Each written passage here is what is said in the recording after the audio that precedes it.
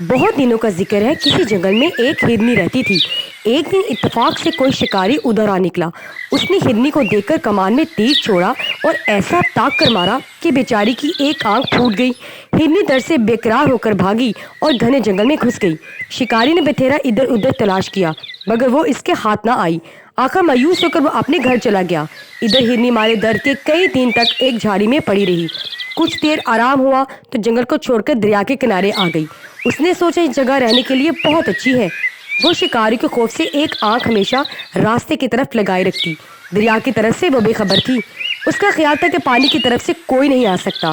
کئی شکاری دریا پر آئے مگر انہیں ہرنی دور سے دیکھتے ہی بھاگ جاتی اور شکاری کو ہر دفعہ نا امید ہو کر لوٹنا پڑتا۔ آخر ایک شکاری کو کسی طرح پتہ لگ گیا کہ ہرنی ایک آنکھ پھوٹی ہوئی ہے اور وہ اپنی پھوٹی ہوئی آنکھ ہمیشہ دریا کی طرف رکھتی ہے۔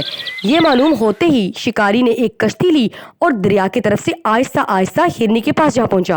ہرنی دریا کی طرف سے بالکل بے خبر تھی۔ اسے اس طرح سے کسی شکاری کے آنے کا خیال تک نہ تھا۔ شکاری نے جاتے ہرنی کے ایسا تیر مارا کہ وہ گر کر تڑپنے لگی۔ مرتے وقت بیچاری ہرنی کی زبان سے نکلا، افسوس، آفت ادھر سے ہی آتی ہے جدھر سے میں بالکل بے فکر تھی۔